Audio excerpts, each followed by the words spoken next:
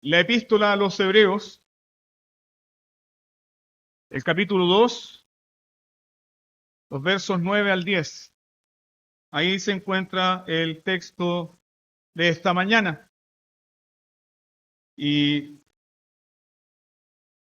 vamos a estar reflexionando sobre la encarnación de nuestro Señor Jesucristo. Hebreos capítulo 2, verso 9 al 10. Si ha encontrado el pasaje, escuche atentamente la palabra del Señor.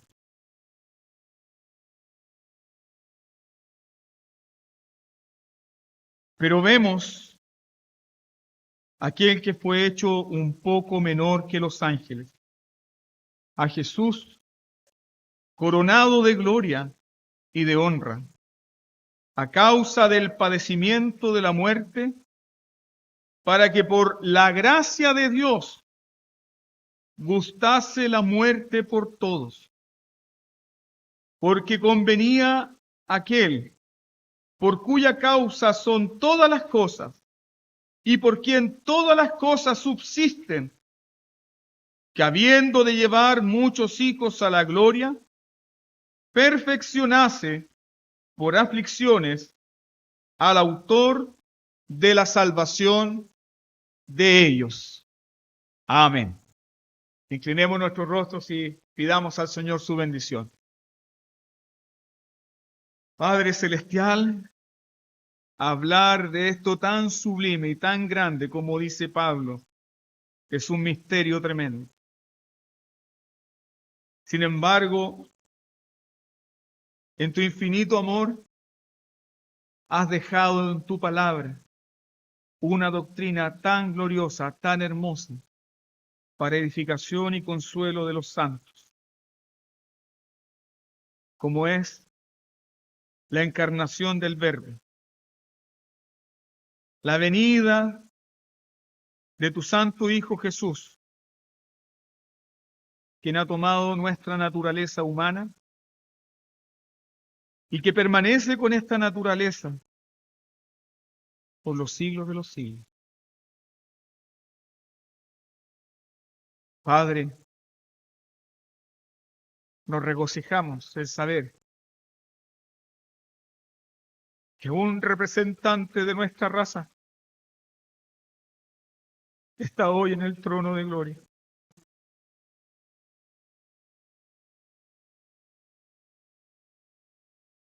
Y es por eso, Padre,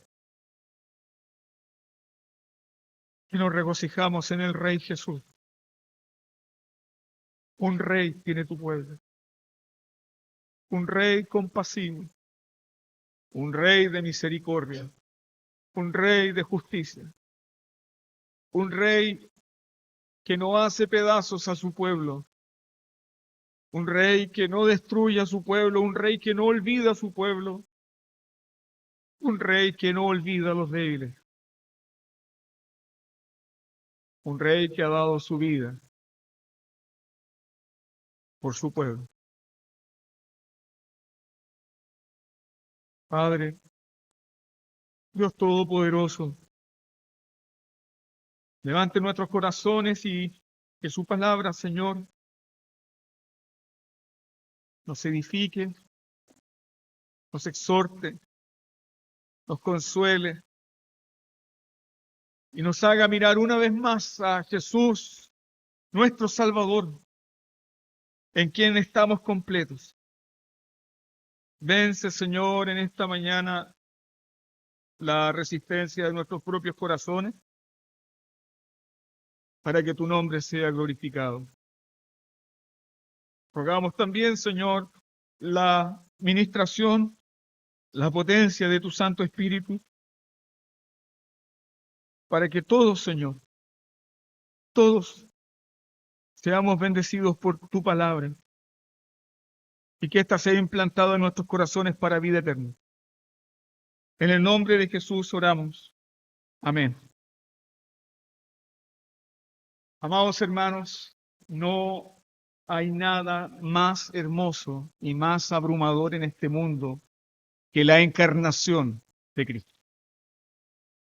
Nada es tan asombroso Nada es tan abrumador como la encarnación de Cristo. No existe una historia tan gloriosa, tan emocionante como la del Dios eterno descendiendo para estar con los hombres. San Agustín en uno de sus sermones decía, los hombres sueñan con ser dioses, pero Dios se hizo hombre. Dios se hizo hombre.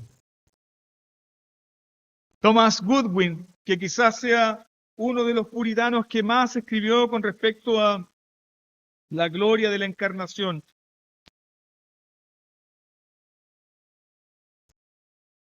en Jesucristo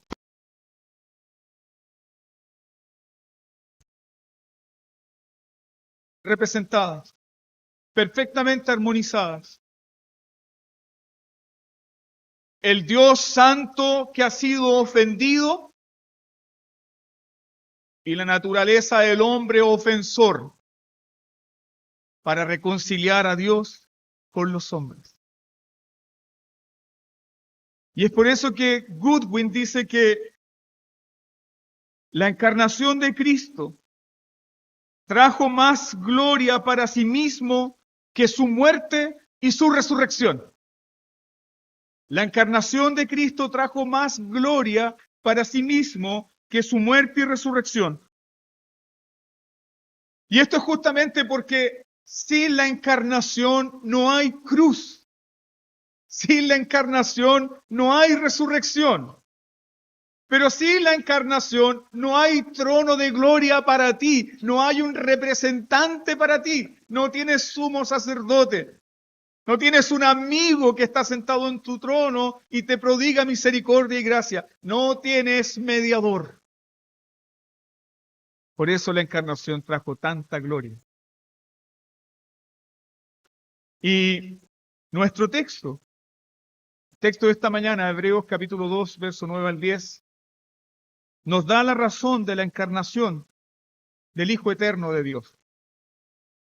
Y en este texto, ¿cuál sería la razón por la cual el Cristo eterno, el Hijo eterno de Dios, dejó su trono, dejó su gloria, se hizo hombre, tomó naturaleza humana?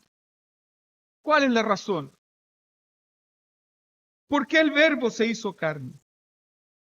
¿Cómo contesta este pasaje? Pueden revisar el versículo 10. ¿Cuál es la razón por la cual el Hijo Eterno de Dios tomó naturaleza humana? Y el versículo 10 contesta, para llevar muchos hijos a la gloria. ¿Cuál es la razón de la encarnación? Para llevar muchos hijos a la gloria. La razón de la encarnación es la gloria de Dios. Y la razón de la encarnación es que el pueblo que Dios amó desde antes de la fundación del mundo fue escogido para que disfrute de esa gloria. Jesús no simplemente derramó su sangre para el perdón de nuestros pecados. Jesús no simplemente derramó su sangre para que tú seas justificado. Jesús derramó su sangre, Jesús resucitó y Jesús está en su trono para que tú un día disfrutes de la gloria de Dios. Esa es la mayor gloria del cristianismo, hermano. Es lo más sublime del cristianismo. La comunión con Dios y disfrutar de la gloria de Dios. Primera pregunta del Catecismo Menor de Westminster. ¿Cuál es el fin principal del hombre? El fin principal del hombre es glorificar a Dios y gozar de Él para siempre. ¿Por qué entonces Jesús se encarnó? ¿Por qué Cristo, el Hijo Eterno, tomó naturaleza humana? Para que tú saborees lo que es la gloria de Dios. Para que tu corazón comprenda qué es lo más glorioso y para lo que fuiste destinado. para que tu corazón deje de asombrarse con las baratijas de este mundo y verdaderamente comprenda qué es lo que es el gozo y la gloria. ¿Cómo fue posible algo tan glorioso? ¿Cómo fue posible algo tan glorioso? ¿Cómo es posible que algo tan glorioso haya venido a nuestras vidas? Nuestro texto, ¿cómo responde? Una vez más, fíjate en el versículo 9. ¿Cómo nuestro texto responde esta pregunta? ¿Cómo fue posible algo tan sublime y tan glorioso? ¿Cómo fue posible algo tan sublime y tan glorioso? ¿Qué dice el verso 9? Pero vemos a aquel que fue hecho un poco menor que los ángeles. ¿Qué tuvo que suceder? ¿Qué nos dice el verso 9? ¿Qué tuvo que suceder? Nuestro texto nos dice que el Cristo eterno tuvo que hacerse un poco menor que los ángeles. Ya estoy temblando con esto, hermano. Usted no ve mis piernas, pero estoy temblando con esto. ¿Sabe por qué? Porque los ángeles son criaturas. Los ángeles son seres creados. Los ángeles son espíritus creados. Los ángeles son las huestes celestiales creadas por Dios. Son criaturas y seguirán siendo criaturas por toda la eternidad. Son espíritus creados. Eso quiere decir que hubo un tiempo cuando no existían los ángeles. Hubo un tiempo cuando no existían los ángeles. Pero nunca hubo un tiempo en que no existiese el Hijo eterno de Dios. Porque el Hijo eterno de Dios es de la eternidad y hasta la eternidad, engendrado, no creado. Esto fue lo que indignó a San Nicolás de Mira, a quien nosotros en la cultura popular hoy identificamos como Noel o como viejo pascuero en algunas culturas. ¿Quién era San Nicolás de Mira? Obispo cristiano, quien estuvo en el concilio de Nicea en el 325 después de Cristo. En ese gran concilio citado por Constantino, en ese gran concilio se debatió sobre las naturalezas de Cristo. Y los herejes, los arrianos, enseñaban que Jesús fue una de las primeras criaturas. Los herejes arrianos enseñaban que Cristo no era el Hijo eterno de Dios, sino que fue el primer Hijo creado. Y en los pasillos del palacio donde estaban debatiendo estas doctrinas, el hereje arrio cantaba: hubo un tiempo cuando no lo hubo. Hubo un tiempo cuando no lo hubo, burlándose de los cristianos que creían en la naturaleza eterna y divina de Cristo. Entonces Nicolás se sintió tan celoso que le propinó un golpe en el mentón y le zafó la quijada a Arrio. El hombre estalló en celo al ver que la doctrina de la encarnación estaba siendo menospreciada y le propinó un puñetazo. Hubo un tiempo cuando no hubieron ángeles, pero jamás hubo un tiempo en que no haya estado presente ¿quién? El Hijo eterno de Dios. ¿Ahora entiende por qué me tiemblan las piernas? Por esto. Porque el Hijo eterno de Dios decidió de su propia voluntad hacerse menor que los ángeles. Dígame si esto no es asombroso. ¿Y por qué? ¿Por qué hace esto? El Hijo eterno de Dios en la encarnación se hizo menor que los ángeles al tomar nuestra naturaleza humana, tal cual como lo enseña en Salmo 8. Creaste al hombre un poco menor que los ángeles. Y el Hijo Eterno se hizo un poco menor que los ángeles al tomar nuestra naturaleza humana. Medite por favor en lo siguiente, porque de esto está hablando el pasaje. Aquel que sustenta todas las cosas con la palabra de su poder, aquel que ha creado todas las cosas, aquel que es el creador de los ángeles, los serafines, los arcángeles, por amor a ti se hace un poco menor que ellos. ¿Quieres ver un corazón humilde? Mira el corazón de Cristo. ¿Quieres ver qué es lo que hace un rey con todo su poder? Mira al Rey Jesús, que teniendo todo el poder, se hizo pobre. Tomó nuestra naturaleza humana. ¿Por qué Jesús se humilla de esta forma? ¿Por qué Jesús, por qué el Cristo eterno se está humillando de esta forma, se está autorrebajando? Nadie se lo impuso, de su soberana voluntad hace esto. ¿Por qué lo hace? Nuestro texto dice, para llevar muchos hijos a la gloria. Pero ahora observa el versículo 11. Ahí también tienes otra razón. ¿Qué dice el verso 11? El verso 11 dice, porque no se avergüenza de llamarles hermanos. ¿Por qué entonces que nuestro Cristo bendito, nuestro Cristo glorioso, servido por millares de ángeles, serafines, querubines, que no dejan de cantar Santo, Santo, Santo, toma naturaleza humana y se hace menor que los ángeles? Porque no se avergüenza de llamarte hermano.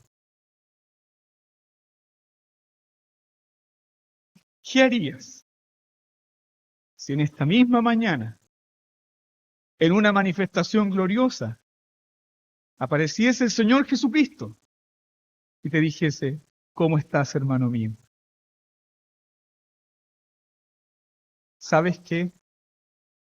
Nosotros no necesitamos de ese tipo de manifestación, porque Él por su palabra te dice, hermano.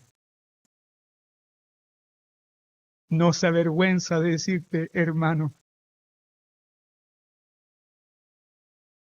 No se avergüenza.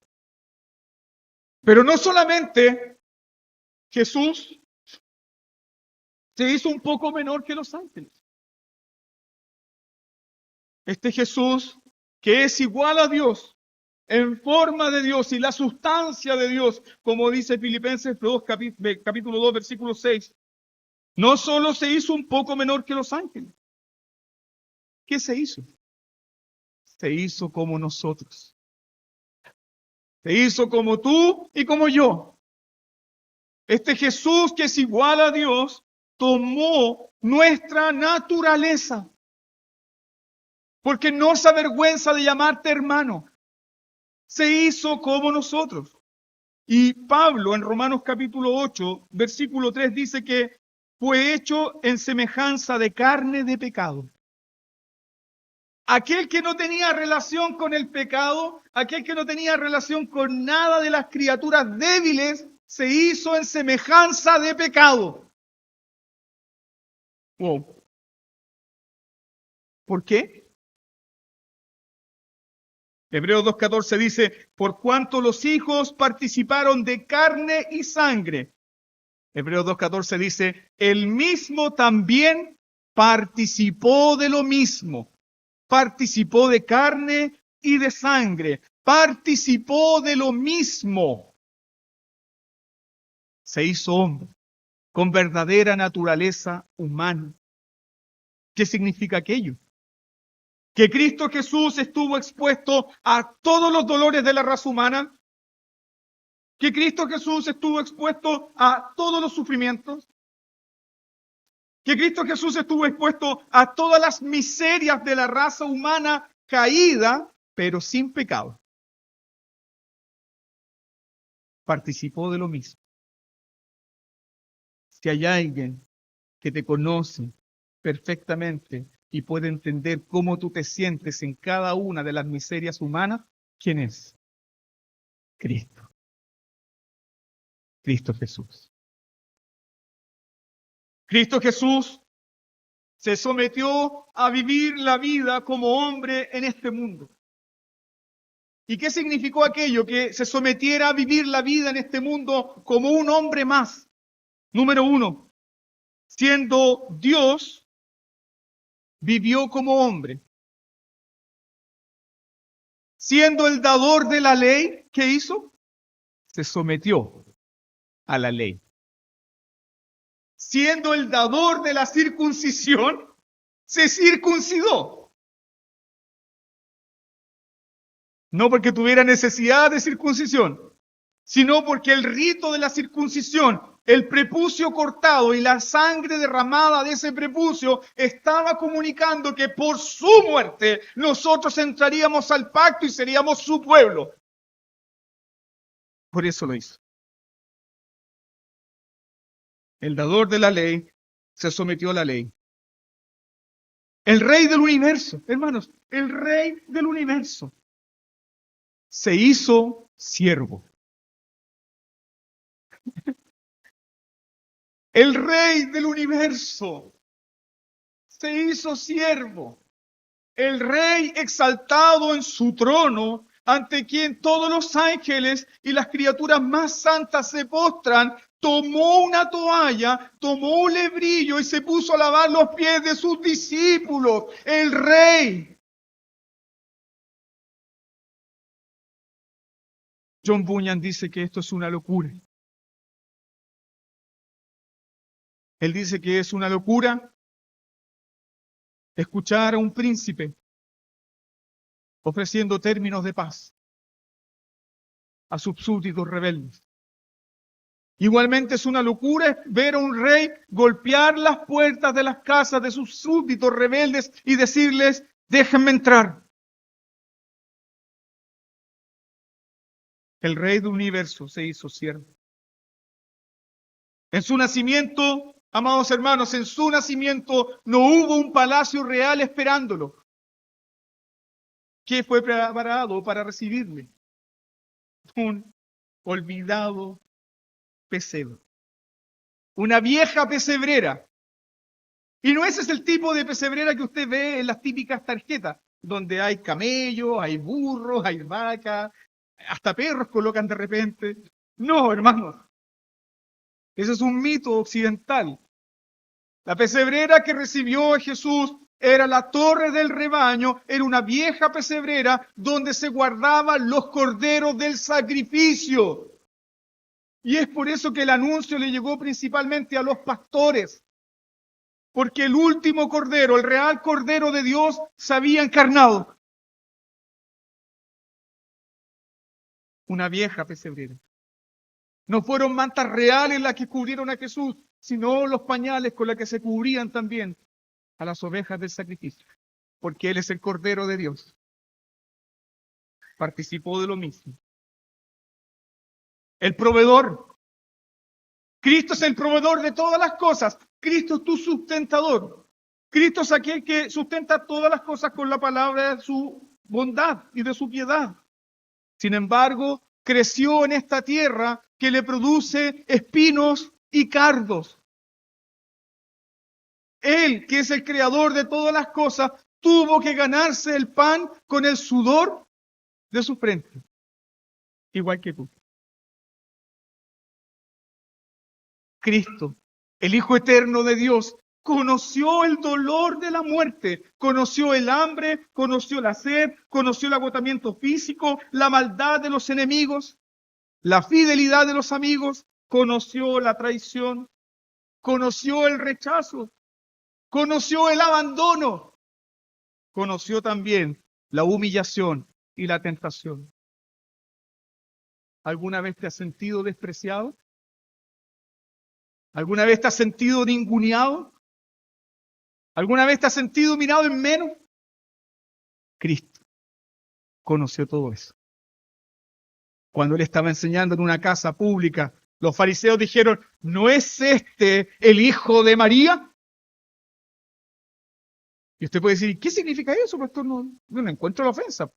Como digan, ¿no es ese el hijo de Elizabeth? ¿Cuál es lo ofensivo? ¿No es esa la hija de la hermana Betty? No. ¿Cuál es la ofensa? Pero para Jesús sí era una ofensa pública, porque los hijos eran conocidos por sus padres. Públicamente lo estaban acusando de ser un hijo de fornicación. Públicamente le estaban acusando de ser un hijo guacho, sin padre. ¿No es ese el hijo de María?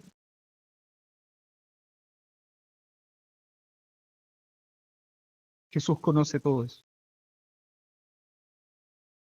Se sometió a vivir la vida como un hombre en este mundo, conociendo el dolor, el rechazo, la traición, el abandono, la humillación.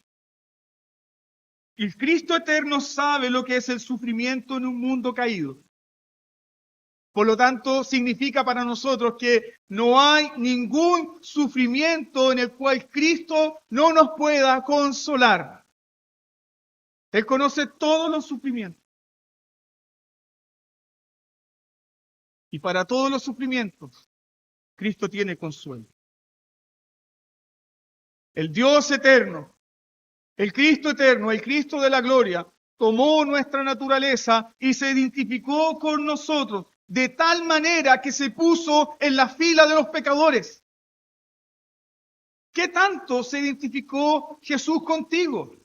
No solo tomó tu naturaleza humana, Él, no teniendo pecado, se puso en la fila de los adúlteros, en la fila de los mentirosos, en la fila de los fornicarios, en la fila de los ladrones, en la fila de los rebeldes a los padres, en la fila de los hombres que no aman a sus mujeres, en la fila de todos los pecadores se puso ahí en la ribera del Jordán y esperó su turno para ser bautizado, no teniendo pecado alguno.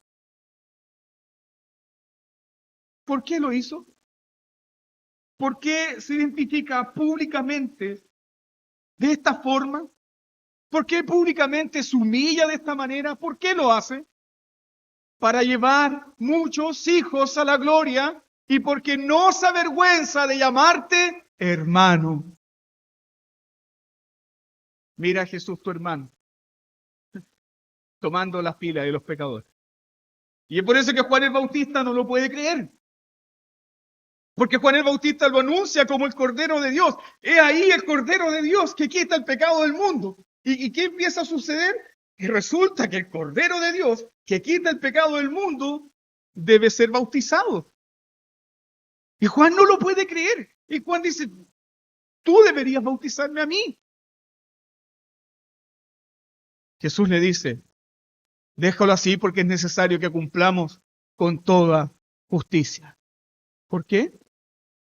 Porque Él te da la justicia que tú no mereces.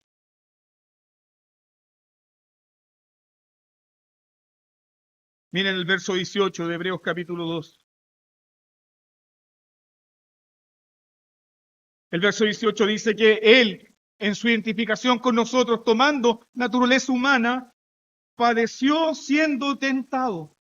Tuvo que ser tentado, padeció siendo tentado y es poderoso para socorrer a los que son tentados. Estuvo sujeto a la tentación. Aquel que no tienta a nadie estuvo sujeto a la tentación durante 40 días en el desierto. Aquel que no tienta a nadie tuvo que ser tentado ¿por quién? Por Satanás.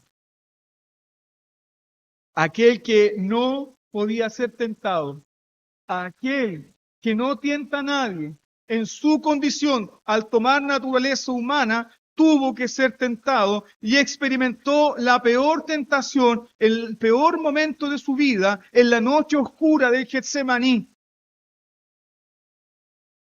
donde su sudor fueron como grandes gotas de sangre, donde lloró, donde derramó lágrimas, donde todo su cuerpo experimentó la angustia, la aflicción, verdaderamente como hombre. Como hombre tuvo que ser perfeccionado por medio de su obediencia hasta la muerte y muerte de cruz.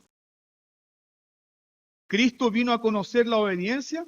No, Él es obediente desde toda la eternidad, pero como hombre tuvo que ser perfeccionado, como hombre tuvo que aprender la obediencia, como hombre tuvo que someterse.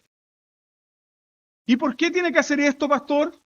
Porque Él tiene que cumplir obedientemente todo lo que Adán no pudo cumplir para que tú seas salvo. Porque en Adán todos mueren, todos son condenados. Pero en Cristo Jesús, todo aquel que en Él cree es salvo y recibe su justicia.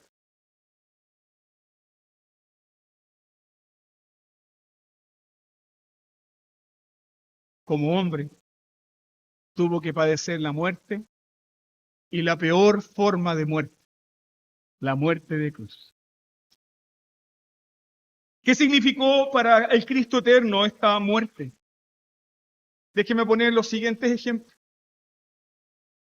Cristo Jesús, el Cristo eterno, el Cristo glorioso, odia el pecado. Y como hombre tuvo que ser crucificado entre dos pecadores. ¿Puedes comprender lo que eso significa? Aquel que no está vinculado al pecado, aquel que no tiene ninguna relación con el pecado, tuvo que ser expuesto de la peor forma en medio de dos pecadores. El que no tiene relación con el pecado tuvo que ser contado entre los pecadores.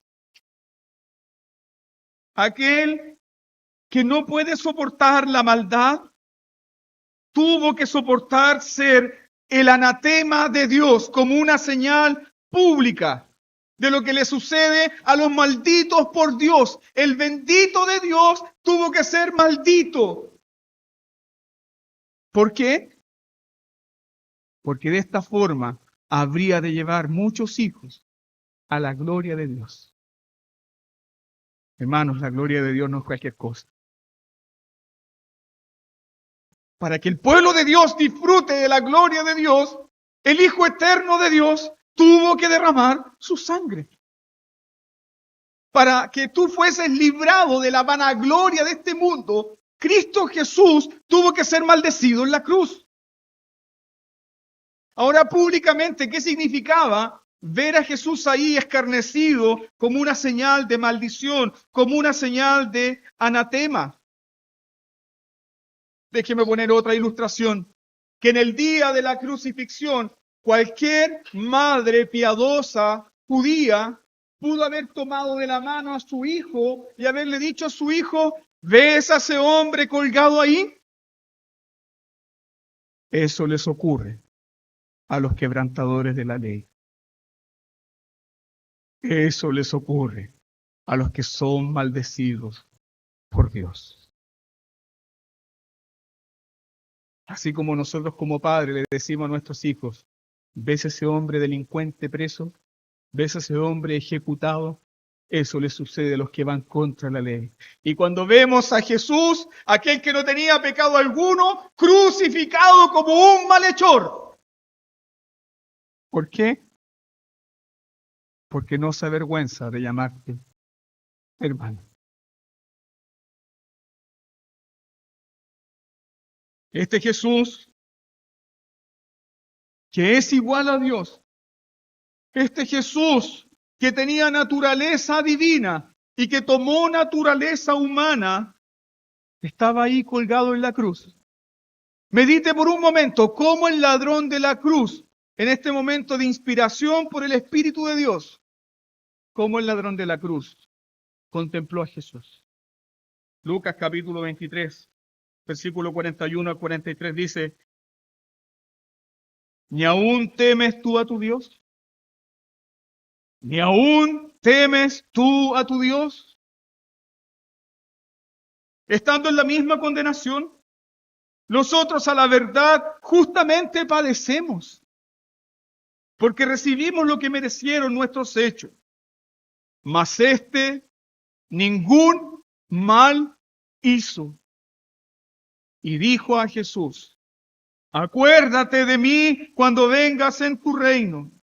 Entonces Jesús le dijo, de cierto te digo que hoy estarás conmigo en el paraíso.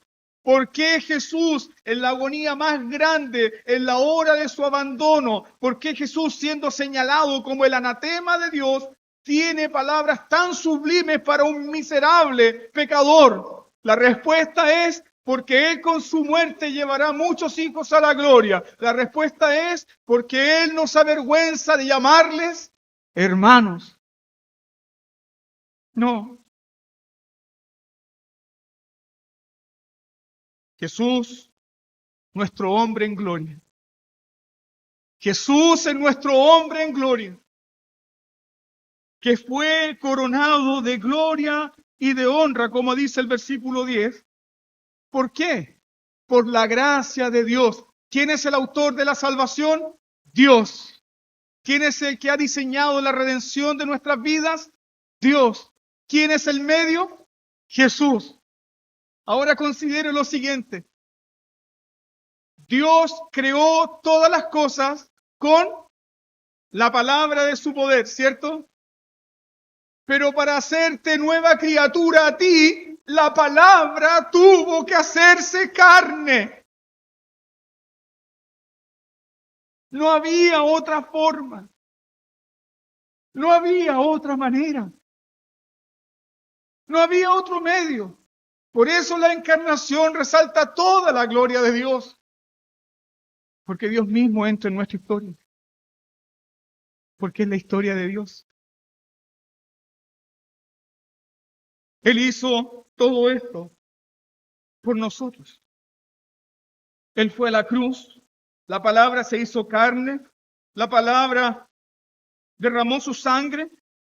La palabra encarnada resucitó. La palabra encarnada tomó su trono. Déjame mostrarte en el Salmo 113 lo que hizo la palabra encarnada por ti. Vamos al Salmo 113. Nuestro texto dice que Jesús hizo todas estas cosas para llevarnos a Dios, para llevarnos a la gloria de Dios. Fíjate lo que hizo la palabra encarnada en el Salmo 113. ¿Quién como Jehová nuestro Dios? ¿Quién como Jehová nuestro Dios? Que se sienta en las alturas, pero no se quedó en las alturas sentado. No se quedó en las alturas sentado esperando que los hombres hicieran algo para salvarse. ¿Qué hizo? Se humilla a mirar en el cielo y en la tierra. Verso 7. Él levanta del polvo al pobre y al menesteroso lo alza del muladar. El muladar es una palabra elegante y bonita para estercolero. ¿Sabe lo que es el estercolero, no?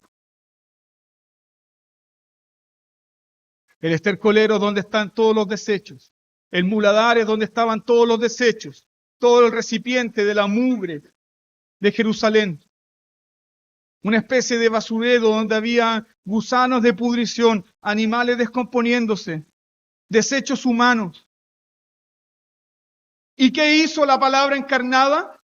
No se paró en el pozo del estercolero y le gritó a los menesterosos, salgan de ahí que yo les ayudo. No se paró en el borde del pozo de nuestra miseria y nos dijo, esfuérzate un poco más y yo te bendeciré. ¿Qué hizo? Descendió. Descendió. Cuando tú estás en miseria, cuando tú estás en una condición desfavorable, todos se olvidan de ti.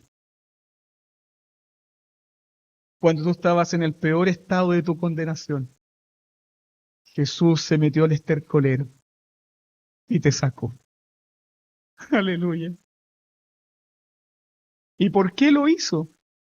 Mira el Salmo 113. ¿Por qué lo hizo? Para hacerlos sentar con los príncipes de su pueblo. Él viene a los menesterosos, Él viene a los condenados, los saca del pozo de la miseria y ahora los lleva a su gloria. Eso es lo que hizo la palabra encarnada. ¿Te das cuenta que Jesús no trae un mensaje de salvación? Jesús completo es el mensaje. Eso es lo tan distintivo del cristianismo. Todas las religiones humanas nos dicen qué hacer para ser salvos. Todas las religiones humanas nos dicen, si hacemos esto, si nos esforzamos un poco más, entonces Dios nos bendecirá. Pero el Evangelio no es así. Es Dios. Es Dios descendiendo, es Dios viniendo por nosotros. Él hizo todo esto por nosotros para que fuésemos santificados también. Vuelve a mirar el versículo 11 de Hebreos capítulo 2. Versículo 11 dice, porque Él santifica a los que son santificados, de uno son todos. Esto significa que Jesús murió, resucitó, ascendió, tomó su trono para asegurar tu salvación. Toda tu salvación está asegurada en Cristo. Desde tu justificación hasta tu glorificación está segura en Jesús. ¿Cómo puedes estar seguro de eso? Porque si Jesús no puede asegurar la salvación de su pueblo, Él no tiene ningún derecho de sentarse ¿dónde? En el trono. ¡Qué tremendo es esto, hermano! Si alguno de los hijos de Dios, por los cuales Jesús derramó su sangre, se pierde, Cristo tendría que abandonar ese trono. Y eso significa que sería un falso rey. Pero eso no sucederá jamás. Eso nunca sucederá. No sucederá jamás. Porque Él dijo, consumado es. Está todo pagado. Todo pagado. Él pagó por todos sus hermanos porque no se avergüenza de llamarles hermanos. Y como está todo pagado, asegura nuestra entrada en la gloria. Este Jesús es aquel que en su coronación, en su ascensión, fue recibido arriba por ángeles. Ábranse puertas eternas y entrará el Rey de la Gloria. ¿Quién es este Rey de la Gloria? Todos los ángeles preguntaron, ¿quién es este Rey de la Gloria? Jesús. Jehová de los ejércitos. Él es el Rey de la Gloria. Él nos ha abierto un camino nuevo y vivo a través de su sangre. Y es por eso que el verso 11 nos dice que Jesús es el capitán de nuestra salvación. Algunas versiones de la Biblia dicen que Él es el pionero. ¿Qué hace un pionero? Un pionero es un cabeza de lanza. Un pionero es aquel que va abriendo el camino para que otros puedan pasar. El pionero en las guerras es ese hombre que corta el alambre de púa, que atraviesa las trincheras, que abre paso para que todo el ejército penetre. Jesús es nuestro pionero que nos abrió un camino al trono de Dios y nos dice, está todo pagado. Está todo pagado. Cree. Jesús es nuestro hombre en gloria. El rescate está pagado. Toda su encarnación es la manifestación de su amor redentor por su pueblo. Él es nuestro profeta también. ¿Y qué lo hace distinto a los profetas del Antiguo Testamento? Los profetas del Antiguo Testamento decían, vuélvanse al Señor, ¿cierto? Ese es el mensaje típico de los profetas. Pero ¿qué hace Cristo como un mejor profeta? Nos introduce. Nos lleva a Dios. Tu profeta, tu rey, tu sumo sacerdote. Hermano amado, ¿te sientes pobre? ¿Te sientes vacío? Quizás las fiestas de fin de año no han llenado tu corazón, no han llenado tu alma y te sigues sintiendo vacío, te sigues sintiendo pobre, te sigues sintiendo desamparado. Te sigues sintiendo que no eres nada y que no vales nada. Déjame mostrar la verdad del Evangelio. Jesús te llama hermano. Jesús dice que tú eres su hermano. Jesús dice que tú eres su hermana. No se avergüenza. Los hombres se pueden avergonzar de ti. Los padres se olvidan de sus hijos. Los hijos se olvidan de sus padres. Los hombres en poder, en eminencia, se olvidan de los amigos. Pero Jesús jamás se olvidará de ti. Nunca. Él es el Cordero de Dios que quita el pecado del mundo, pero también es el Cordero de Dios que tiene las marcas como de un cordero inmolado. Eso significa que las marcas de su amor por ti permanecen. Él nunca se olvida. Te sientes solo, te sientes insignificante, te sientes pobre, te sientes cargado, te sientes atribulado. Piensa dónde está Jesús, el hombre en gloria, hoy en día.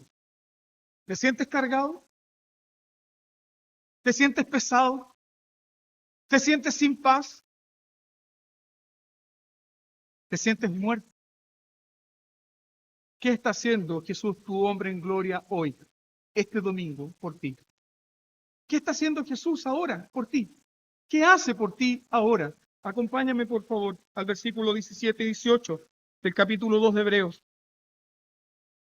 Por lo cual, debía ser en todo semejante a sus hermanos, para venir a ser misericordioso y fiel sumo sacerdote, en lo que a Dios se refiere, para expiar los pecados del pueblo.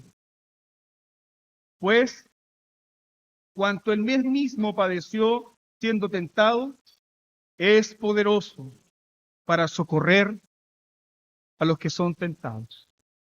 ¿Qué está haciendo Jesús, nuestro hombre en gloria, en este día? Él intercede por ti. Pastor, no tengo fuerzas para orar. Cristo ora por ti.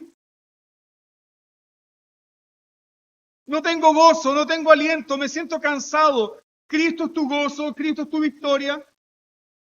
Él es tu representación delante de Dios. No temas. Él es tu hermano. No temas. Él sabe todo esto. Él sabe de todas tus cargas. Él sabe de todas tus luchas. Él sabe de todo nuestro sufrimiento. Porque Jesús experimentó en carne propia la peor maldad del ser humano. Experimentó el odio, la amargura, el rencor, el olvido, la traición. Y Él sabe cómo está tu corazón.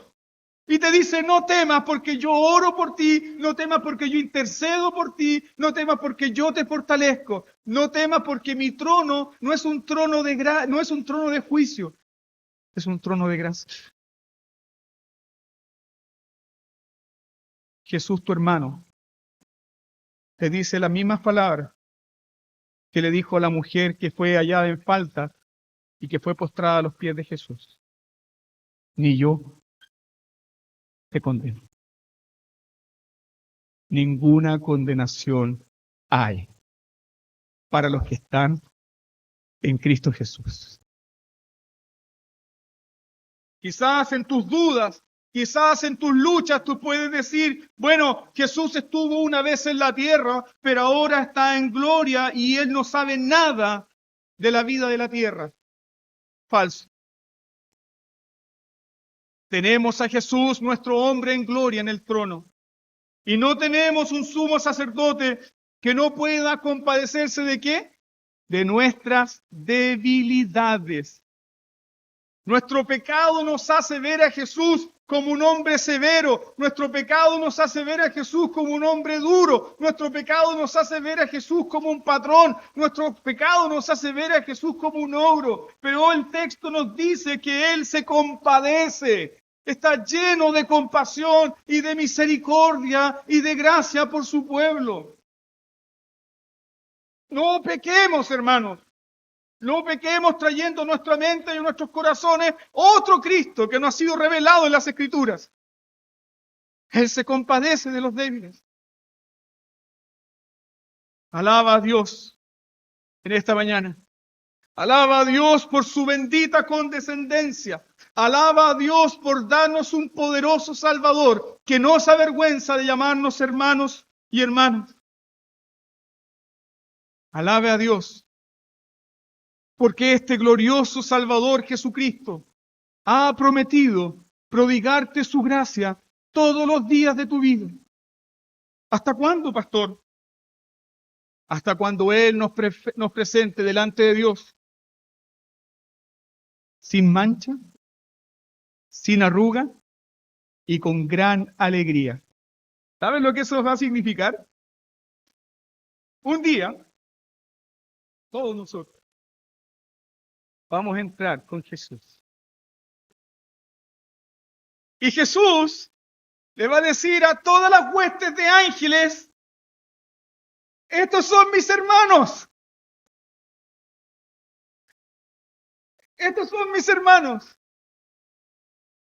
Estos son los que han sido lavados, comprados, transformados por mi sangre. Vengan, benditos del Padre. Reciban el reino eterno. Que tu corazón se aliente en esta mañana. Que tu corazón se eleve para adorar al Cristo glorioso que se encarnó para llevarnos a la gloria y que se encarnó porque no se avergüenza de llamarte hermano, hermana. Recuerda también que Cristo Jesús ha derrotado a Satanás. Recuerda que Cristo Jesús con su muerte derrotó a aquel que tenía el poder de la muerte, esto es el diablo. Satanás ya no tiene ningún poder sobre ti. Tú eres de Cristo. ¿Dónde está Cristo ahora? Hebreos capítulo 7, versículo 25 nos dice que Él presenta oraciones por su pueblo. Hebreos capítulo 7, versículo 25 dice que Él es nuestro sumo sacerdote, nuestra representación, que se compadece constantemente y que Jesús continuará haciendo esto todos los días de nuestra vida hasta cuando entremos a la gloria. Él está sentado a la diestra de Dios. Él está sentado con huestes celestiales que le alaban noche sin cesar, que cantan himnos. Y Él los presentará delante de Dios. Y nuestra historia termina así. Alabarán a Dios y habitarán con Jesús, el buen pastor. Y su pueblo será pastoreado por Él. Por lo tanto, no mire el pesebre. ¿Dónde me debe mirar? Mira el trono. Mira el trono. Honra al Hijo, puesto los ojos en el autor y consumador de nuestra fe, Jesucristo el justo. Así que llénate de gozo en esta mañana, alégrate en Dios y alaba a Dios por su condescendencia. Glorifica a Dios por Jesús, tu hombre en gloria. Adorémosle, démosle gracias por su palabra. Amén.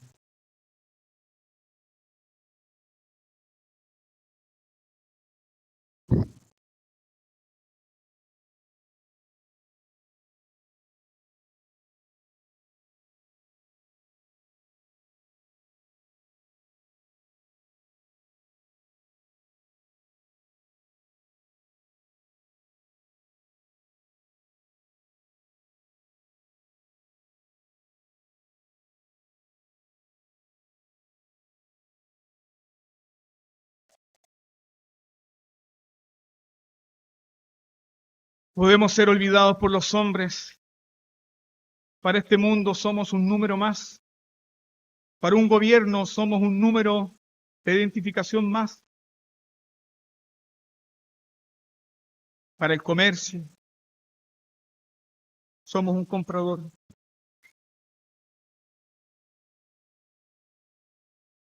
Para la política somos un voto. Pero para ti, Señor Jesucristo, Somos tus hermanos. Señor, somos tus hermanos. Señor, haz que esta verdad queme nuestros corazones por el poder de tu Espíritu Santo. Sin tu Espíritu, Señor, esto puede ser simplemente una información intelectual. Y por eso yo te ruego, Señor, que esto sea aplicado por tu Santo Espíritu en nuestros corazones. De tal manera, Señor, que podamos vivir dignamente de ti, de tal manera, Señor, que podamos deshacernos de aquellas cosas, Señor, que en lugar de dar testimonio de que somos un pueblo alegre, feliz, un pueblo comprado por tu sangre, muchas veces, Señor, somos la manifestación de un pueblo triste, amargado, sin fuerza. Señor, tú eres nuestra fortaleza, eres nuestra gloria, eres nuestro gozo, nuestra alegría. Como nuestras lenguas, como nuestros corazones nos han de encantar tu gloria. Si antes éramos pertenencia de Satanás y hoy día somos tus hermanos, somos tu pueblo, un pueblo adquirido por la bendita sangre de tu Hijo Jesús. Gracias, Padre, por tu palabra. Aplica y ministra a cada corazón en este día por ella. En el nombre de Jesús. Amén.